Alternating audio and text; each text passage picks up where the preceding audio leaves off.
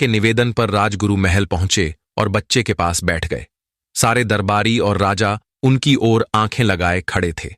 घड़ी दोपहर से सूरज ढलने तक का समय बीत गया।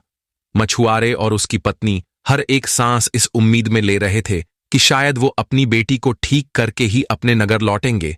लेकिन अचानक बिना कोई शब्द बोले राजगुरु कक्ष से बाहर निकल गए और सभी लोग हैरान रह गए।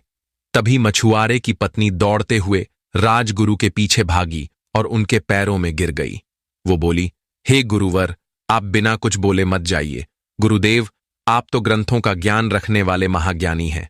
क्या आप मेरी बच्ची का भाग्य नहीं बदल सकते? मछुआरे की पत्नी की बातें सुनकर राजगुरु के सिर में हलचल मच गई। उन्होंने बड़ी मुश्किल से खुद को संभाला, क्योंकि ऐसी परिस्थिति से वो पहली बार जूझ रहे थे। हमेशा जीवन की दिशा दिखाने वाले, लोगों की उलझनों को सुलझाने वाले महागुरु थे वह। लेकिन आज उनके सामने एक मां थी और शायद पहली बार वो इस स्थिति में थे जहां उन्हें समझाना था कि उनके पास उस बच्ची के लिए कोई समाधान नहीं है। कुछ देर बाद बड़ी मुश्किल से राजगुरु ने खुद को संभाले हुए कहा, बेटी, मुझे माफ कर दो। आज पहली बार इस गुरु साधक को यह कहना पड़ रहा है कि तुम्हारी बेटी की भाग्य रेखा में ही विकलांग होना लिखा है। मैं महाज्ञानी महागुरु हूं, पर भगवान नहीं। फिर मछुआरा वहां पहुंचा। उसने सारी बातें सुन ली थीं। अब रात्रि का समय हो गया था, इसलिए राजा ने सभी को महल में ही ठहराने का आदेश दिया।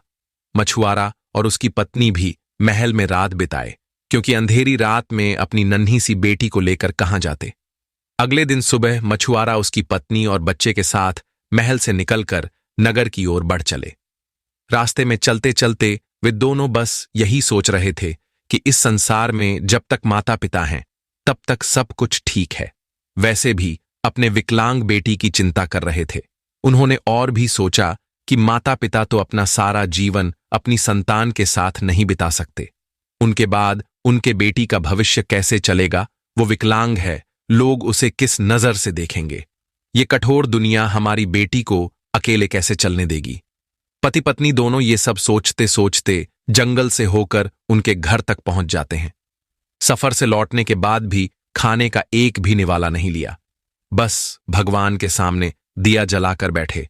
दोनों पति पत्नी के मुंह में एक भी शब्द नहीं थे, पर दोनों की आंखों से बहते हुए आंसू बहुत कुछ कह रहे थे।